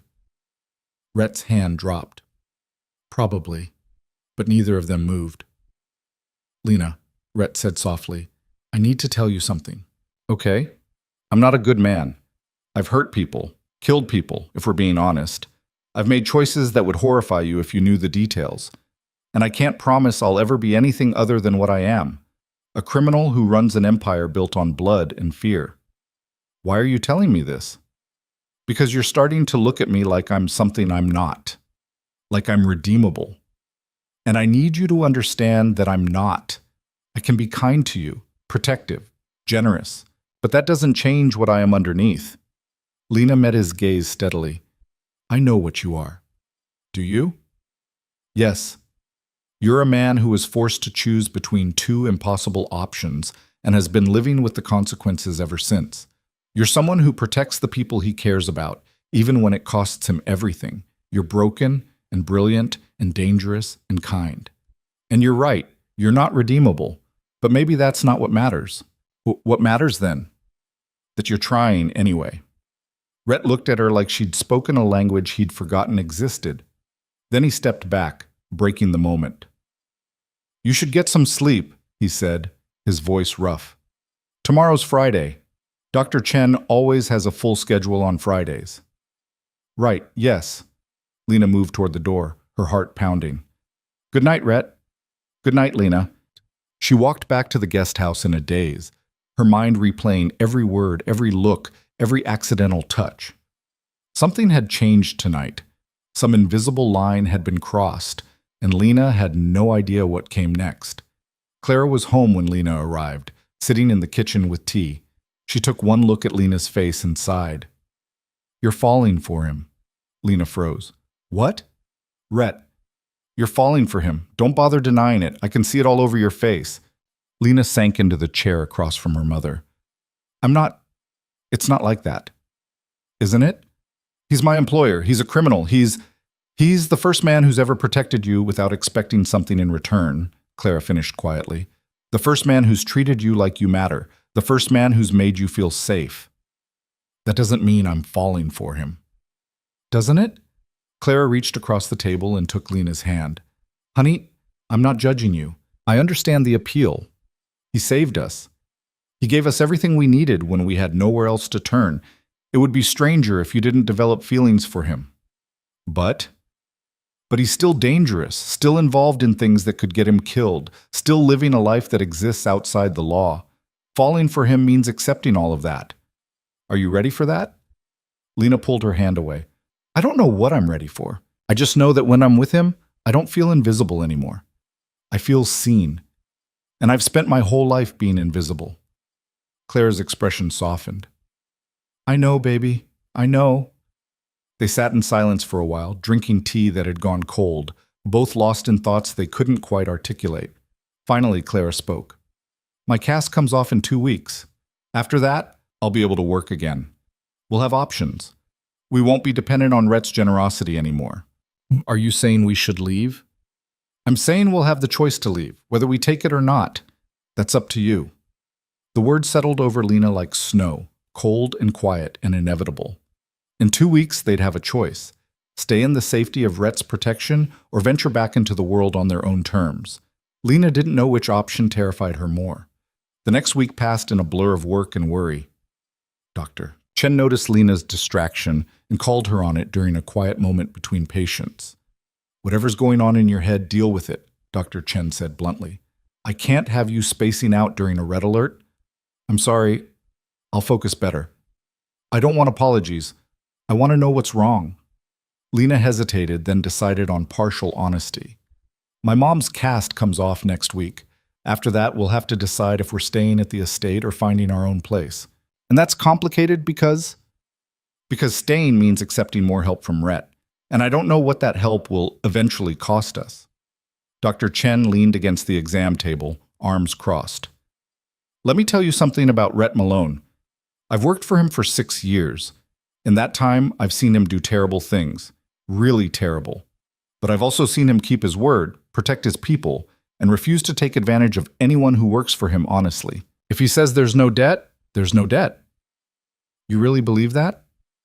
I wouldn't work for him if I didn't. Dr. Chen's expression was serious. But here's the thing. Just because there's no debt doesn't mean there's no cost. Working for Rhett means seeing things you can't unsee, knowing things you can't unknow, being complicit in a system that operates outside the law. You have to decide if you can live with that. Can you? Most days, yes. Some days, no. But on balance, I sleep better knowing I'm helping people who have nowhere else to go than I would, working at a hospital that turns away patients without insurance. Dr. Chen pushed off the exam table. Only you can decide where your line is, Lena, but decide soon. This job doesn't work if you're ambivalent. That night, Lena found herself back in the library. Rhett was reading again, the same outdated surgical textbook, his expression distant. "Can I ask you something?" Lena said from the doorway. "Always." She came in and sat across from him. "If you could go back, if you could choose differently, would you?" Rhett closed the book. "That's a complicated question." "I know." He was quiet for a long time, thinking. "If I could go back knowing what I know now, I'd still make the same choice to ask Vincent for help. I'd still trade my future for my mother's safety, but I'd try harder to hold on to pieces of myself along the way. I'd refuse some of the jobs Vincent gave me. I'd draw lines I was too scared to draw at 17. I'd try to be less of a monster and more of a man." "You're not a monster. I've done monstrous things. That's not the same as being a monster." Rhett smiled sadly. "You're very good at rationalizing my sins. I'm good at seeing the difference between who you are and what you've done. There's a difference." "Is there? Because most days I can't tell anymore." Lena leaned forward. "Tell me about medical school. What were you going to specialize in?" The question clearly surprised him. "Why?" "Because I want to know who you were before all this. Before Vincent, before the Empire, before you became someone you don't recognize. Tell me about the version of you who wanted to be a surgeon." Rhett's expression shifted, surprise melting into something softer, more vulnerable. "Trauma surgery. I wanted to work in emergency rooms, operating on people who came in barely alive. Car accidents, gunshot wounds, industrial injuries. The cases where you have minutes to make decisions that determine if someone lives or dies." "Why trauma?" "Because it's honest. There's no time for politics or money or insurance negotiations. Someone's dying on your table and you either save them or you don't. That kind of clarity appealed to me." "Still could." "No, it couldn't. I'm 34 years old. Even if I could get into medical school tomorrow, I'd be 40 before I finished my residency. That's too late." "Says who?" "Says reality." "Reality is flexible," Lena countered. "You have money, resources, connections. You could make it happen if you wanted to." "And who would run the organization while I'm in school? Who would protect the people who depend on me?" "Maybe it's time to stop protecting them and start protecting yourself." Rhett stared at her. "You're serious." "Completely serious. You've spent 17 years doing what Vincent needed, what your people needed, what your mother needed. When do you get to do what Rhett needs?" "That's not how this works." "Why not?" "Because I made commitments. I have responsibilities. You can't just walk away from an empire because you're having a midlife crisis." "I'm not saying walk away.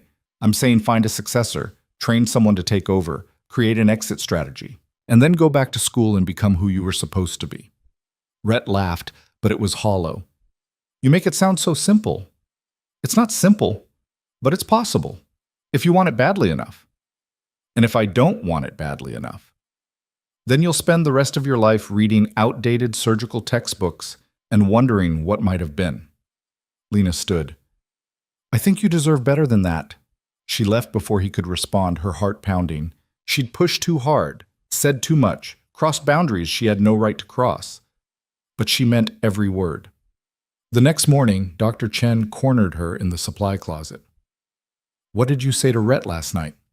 Lena froze. "What?" "He called me at midnight asking about medical school admission requirements for mature students. What did you say to him?" I suggested he might want to finish what he started." Dr. Chen stared at her. And he listened to you? I don't know, maybe. Why? Because I've been suggesting the same thing for years and he's always shut me down. But one conversation with you and suddenly he's researching application deadlines. Dr. Chen's expression was unreadable. Whatever you have with him, it's more than employer and employee. I don't have anything with him. Keep telling yourself that. Dr. Chen handed her a box of supplies. Restock exam room 2. And Lena, be careful. Rhett's a good man underneath all the criminal enterprise, but that doesn't mean getting close to him is safe. Lena spent the rest of the day thinking about Dr. Chen's warning. That night, she avoided the library. The next night, too. But on the third night, Rhett appeared at the guest house door. Clara answered and immediately looked uncomfortable. Mr. Malone, is something wrong? I need to speak with Lena, if that's all right. Clara glanced at Lena, who nodded. I'll give you two some privacy. She disappeared into her bedroom, closing the door with exaggerated care. Rhett stood in the small living room, looking out of place among the modest furniture. You've been avoiding me. I've been working. You've been avoiding the library. That's different. Lena crossed her arms. I thought you might need space to think. About medical school. Yes. I've been thinking about it. A lot. Rhett ran a hand through his hair, looking uncertain in a way she'd never seen before. And I have questions. Okay. Why do you care? Whether I go back to school, whether I become a surgeon, whether I spend the rest of my life reading textbooks. Why does any of that matter to you? Lena took a breath. Because you saved me, and my mother, and probably dozens of other people I don't even know about. And you deserve to be saved too. I don't need saving. Yes, you do. You're drowning in a life you never wanted, surrounded by violence you hate, running an empire that's killing you slowly, and you're too stubborn or too scared or too loyal to ask for help, so I'm offering it, the same way you offered it to me. Rhett's expression cracked. I don't know how to accept help. Learn, start small. Let me help you figure out if medical school is even possible. Let Dr. Chen help you find a successor. Let yourself imagine a different future. And if I can't, if I'm too broken or too far gone or too tangled up in this life, then at least you'll know you tried. Rhett crossed the room in 3 strides and pulled her into a hug. It wasn't romantic. It was desperate. The embrace of someone who'd been holding themselves together for so long they'd forgotten what it felt like to be held. Lena hugged him back, feeling his shoulders shake, wondering if he was crying or just finally letting himself feel something besides exhaustion and regret. Thank you, he whispered against her hair. For what? For seeing who I used to be. For believing he's still in here somewhere. He is, Lena said with absolute certainty, and he deserves a chance to live again. They stood there for a long time, 2 broken people holding each other up in a small guest house on a criminal's estate. And Lena realized with sudden clarity that this was the moment everything changed. This was the moment she stopped just surviving. This was the moment she started fighting for something better. For both of them. When Rhett finally pulled away, his eyes were red but clear. He looked at Lena with an expression she couldn't quite name. Gratitude mixed with something deeper, something that made her breath catch. I need to show you something, he said quietly. Now? Now. He led her through the garden to the main house, up a staircase she'd never climbed, down a hallway lined with portraits of people she didn't recognize. At the end of the hall, he opened a door to reveal a small office. Not the study where they'd first talked, but something more personal. The walls were covered with framed documents. Medical school acceptance letter, scholarship notification, dean's list certificates from his undergraduate years, a photograph of a younger Rhett in a white coat, smiling at the camera with genuine joy. I keep all of this here, Rhett said, his voice rough. Everything I was before Vincent, before all of this. I look at it sometimes when I need to remember that I used to be someone worth saving. Lena moved closer to the photograph. The boy in the picture looked so hopeful, so full of dreams that hadn't been crushed yet. You're still worth saving. Am I? Because some days I'm not sure. Some days I look at what I've become, and I wonder if that boy is completely gone. If there's anything left to salvage. There is. I can see him right now, in the way you keep these documents, in the way you read those textbooks, In the way you helped me and my mother without expecting anything in return. He's still in there, Rhett. He's just been waiting for permission to come back. Rhett sank into the desk chair, looking suddenly exhausted. I've been making calls, researching. There are programs for mature students. Some medical schools specifically recruit people with life experience. I could theoretically apply for next year's intake. That's amazing. It's terrifying.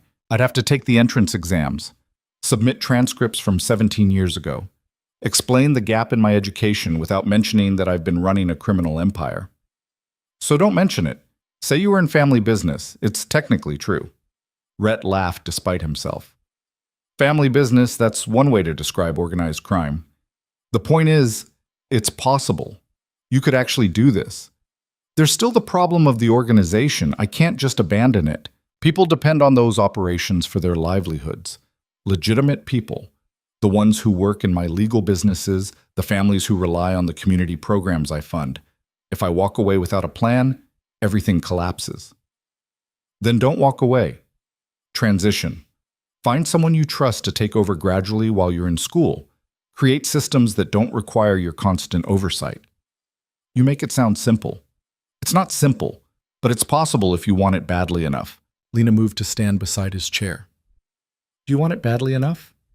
Rhett looked up at her, and in his eyes she saw 17 years of regret, of compromise, of dreams deferred. Yes, he said finally. I think I do.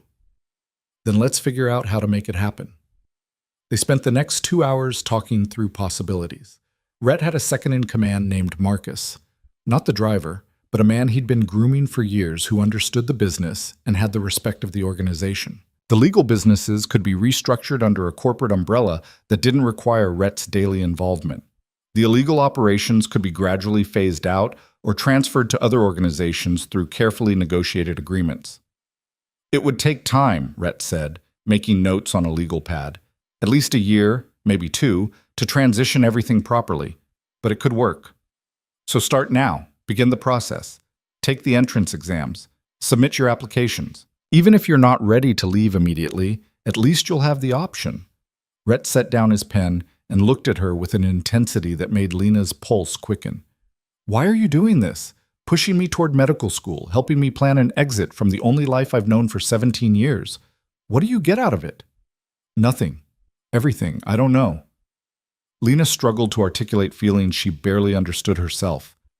Maybe I just want to believe that people can change, that we're not locked into the choices we made when we were desperate and scared, that there's always a path back to who we were supposed to be.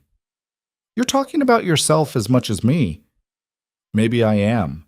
Maybe seeing you break free would prove it's possible for me too.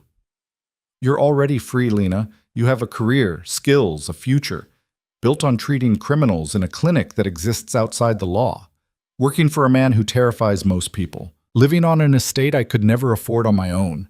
That's not freedom. That's just a prettier cage. Rhett stood, closing the distance between them. Then leave. You and Clara. I meant what I said about helping your mother find legitimate work. I can give you both references. Help with housing deposits. Make sure you land on your feet. You don't owe me anything. That's not what I want. Then what do you want? The question hung in the air between them, charged with everything they'd been carefully not saying for weeks. I want you to go back to school, Lena said quietly. I want you to become the surgeon you were supposed to be.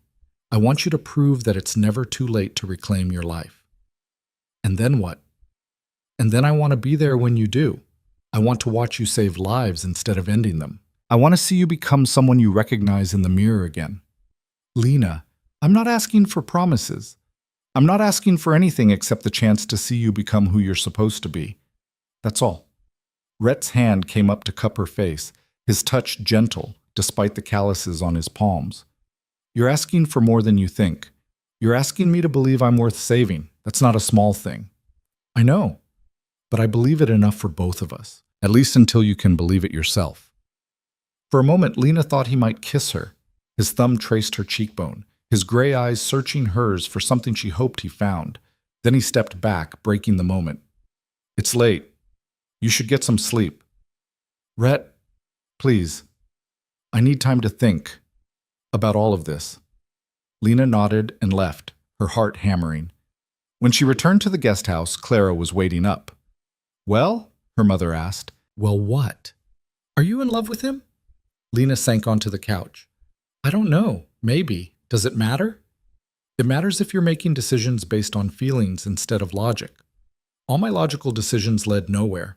Maybe it's time to trust my feelings." Clara sighed and sat beside her daughter.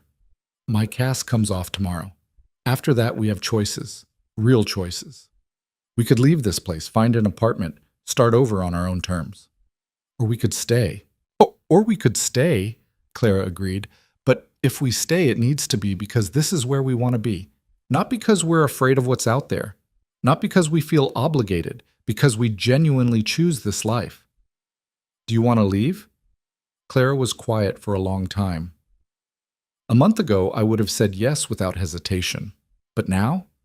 I sleep through the night. I'm not constantly looking over my shoulder. I can breathe without fear. That's worth something. But this isn't sustainable. Living in someone else's guest house, depending on someone else's generosity, building our lives in the shadow of Rhett's empire. Eventually, we need to stand on our own. What if we could stay and stand on our own? What if Rhett actually goes back to school and transitions away from the criminal enterprise? What if this place becomes something different?" Clara looked at her daughter with sad wisdom. "And what if it doesn't? What if he decides it's too hard or too scary or too late? What if he's still running this empire in 5 years, 10 years? Are you prepared to build your life around someone else's potential instead of their reality?" Lena didn't have an answer. The next morning, Clara's cast came off. Dr. Chen did the honors at the clinic, using an electric saw to cut through the plaster while Lena held her mother's hand. When the cast finally fell away, Clara's arm looked pale and slightly withered from weeks of immobility. "Perfectly healed," Dr. Chen pronounced, examining the x-rays. "You'll need physical therapy to rebuild strength, but there's no reason you can't return to work in a week or two." Clara flexed her fingers experimentally, wincing at the stiffness. "Thank you, Dr. Chen." "Thank your daughter. She's the one who made sure you got proper care." After Clara left to start her physical therapy exercises, Dr. Chen pulled Lena into the office. "I need to talk to you about something," Dr. Chen said, closing the door. Lena's stomach tightened. "Okay." "Rhett called me last night. He's serious about medical school. He wants my help preparing for the entrance exams, and he's asked me to start identifying someone who could take over managing his medical operations." "That's good, isn't it?" "It's complicated. If Rhett actually follows through, if he goes back to school and starts transitioning away from the organization, this clinic's funding could dry up. Most of my operating budget comes from him. Without that support, I'd have to close or find other investors." Lena felt cold. "I didn't think about that." Neither did he, apparently. But it's reality. This clinic exists because Rhett funds it. If he leaves, hundreds of people lose access to medical care they can't get anywhere else. "So what do? "We plan. I've been thinking about applying for grants, maybe partnering with a hospital system that serves low-income communities. It won't be easy, but it's possible." Dr. Chen leaned against her desk. "But here's what you need to understand, Lena. If Rhett goes back to school, everything changes. Not just for him, but for everyone connected to his organization, including you." "I know."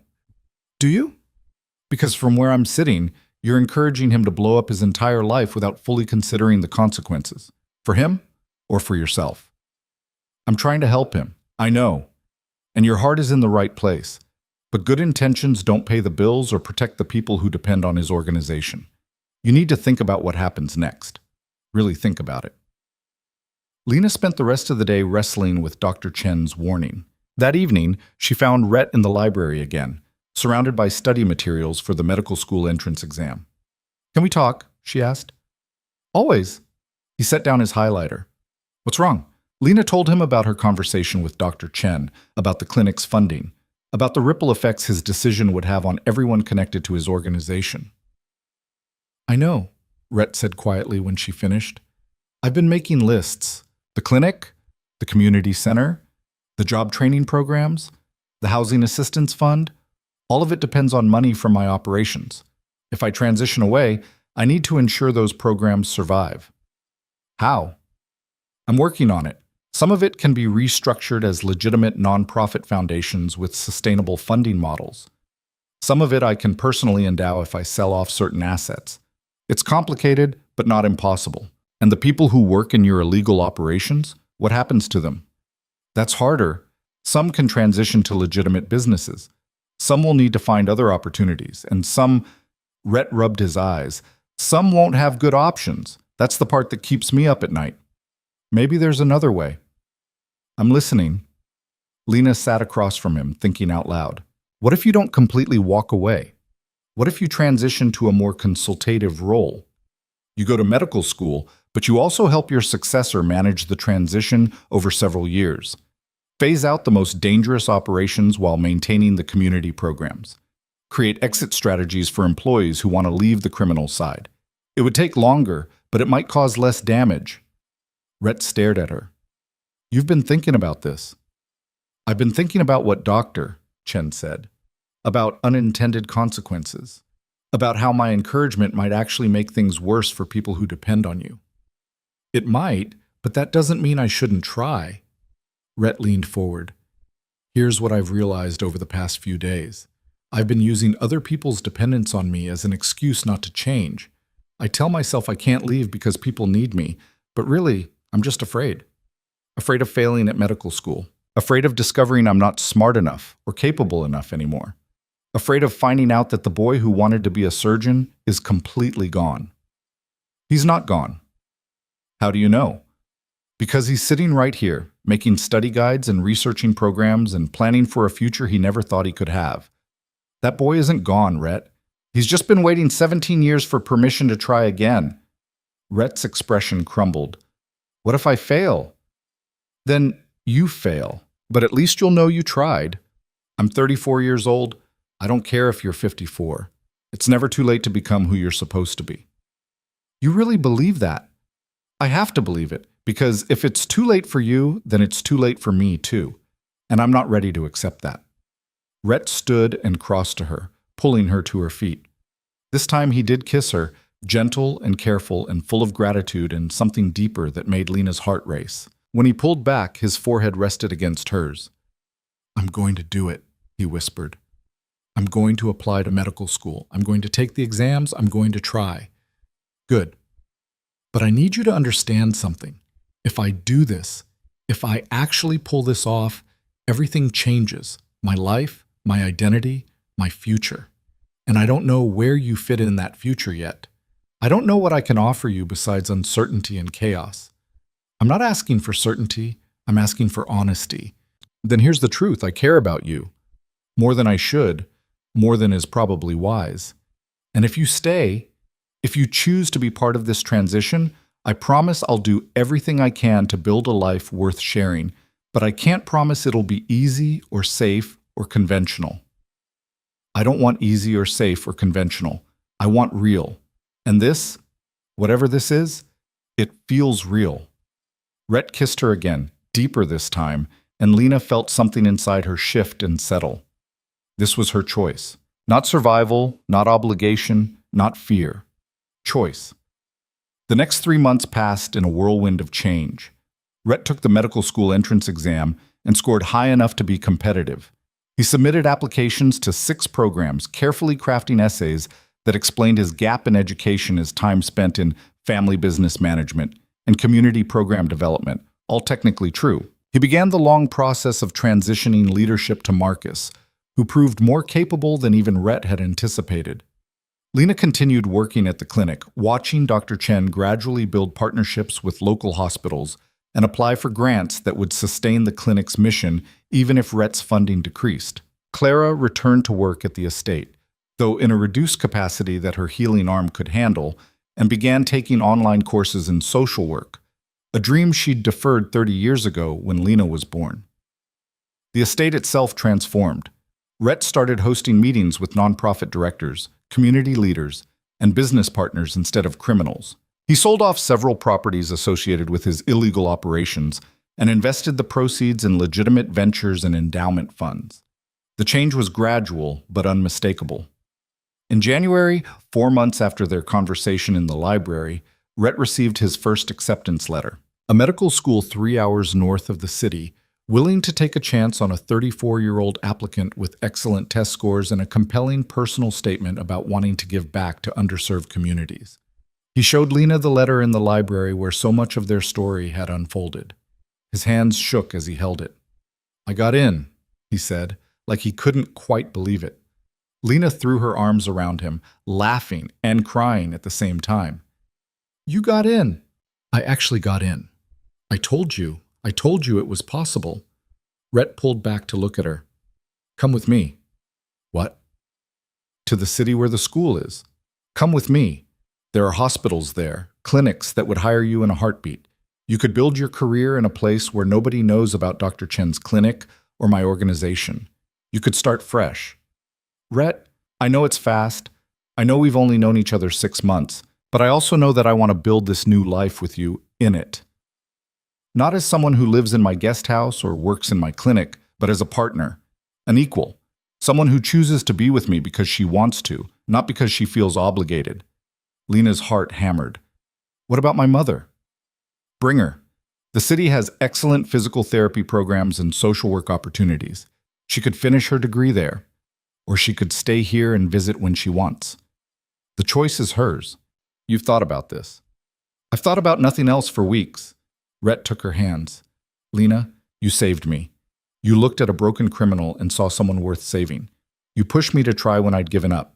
You believed in me when I couldn't believe in myself. I want to spend the rest of my life proving that faith wasn't misplaced. This isn't about gratitude. It's not gratitude. It's love." The word hung between them, simple and enormous. "I love you. I don't know when it happened or how, but somewhere between you walking into my bedroom with bruises on your arm and now I fell completely in love with you." Lena's eyes filled with tears. "I love you too.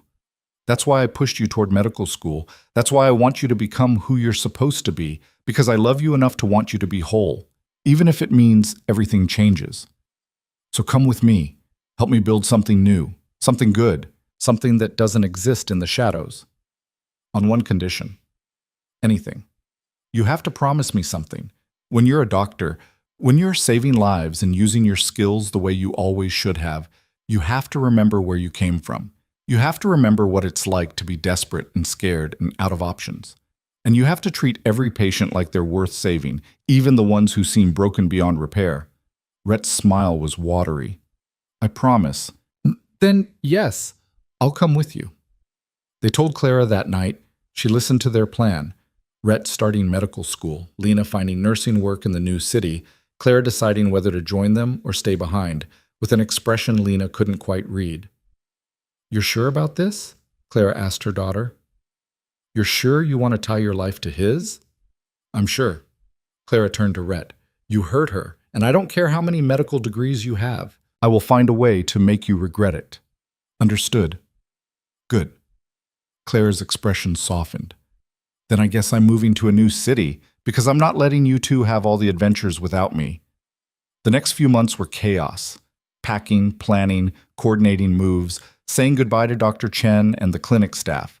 Marcus took over the organization with steady competence, promising to continue Rhett's transition plan and maintain the community programs. The estate was placed in a trust that would fund nonprofit work in perpetuity. On a warm day in June, almost exactly 1 year after Lena first walked into Rhett's bedroom with bruises on her arm, they drove north to their new city. Clara rode in the back seat, reading a social work textbook. Lena sat up front beside Rhett, watching the landscape change from familiar to unknown. "Nervous?" Rhett asked. "Terrified." "Me too.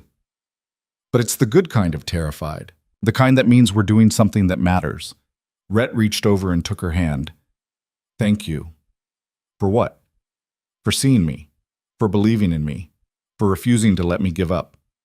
Thank you for the same thing." They drove into the future together, a former criminal empire boss about to become a medical student, a young nurse building her career on her own terms, and a woman who'd survived decades of abuse finally pursuing dreams she'd deferred for too long. It wasn't the life any of them had planned. It wasn't simple or safe or conventional, but it was theirs, built on choice instead of fear, on love instead of obligation, on the radical belief that it's never too late to become who you're supposed to be. 3 years later, Lena stood in the gallery of an operating room, watching through the glass as Rhett performed his first trauma surgery as a licensed resident. A car accident victim, critical condition, minutes to make decisions that would determine if they lived or died. Rhett's hands were steady, his voice was calm. He'd found his way back to the boy who wanted to save lives, and that boy had become a man who actually could. Beside Lena, Clara watched with tears streaming down her face. She'd finished her social work degree and now ran a program helping domestic violence survivors, the work she'd been meant to do all along. When the surgery ended successfully, Rhett looked up at the gallery. His eyes found Lena's, and he smiled. She smiled back, remembering the first time they'd met. The bruises on her arm, the fear in her mother's eyes, the desperate gamble of accepting help from a stranger. That gamble had led them here, to this moment, to this life, to everything they'd fought for and everything they'd become. Lena pressed her hand against the glass, and through it, Rhett pressed his hand to the same spot. Separated by glass but connected by everything that mattered. They'd both been invisible once, broken, afraid, stuck in lives they never chose. But they'd found each other in the darkness, and together they'd found their way back to the light, not through violence or fear or compromise, through the simple revolutionary act of believing that people can change, that it's never too late, that redemption is always possible if you're brave enough to reach for it. And as Lena watched Rhett save another life, the first of thousands he would save over his career, she knew with absolute certainty that she'd made the right choice. Not survival, not obligation, not fear, choice. And that made all the difference.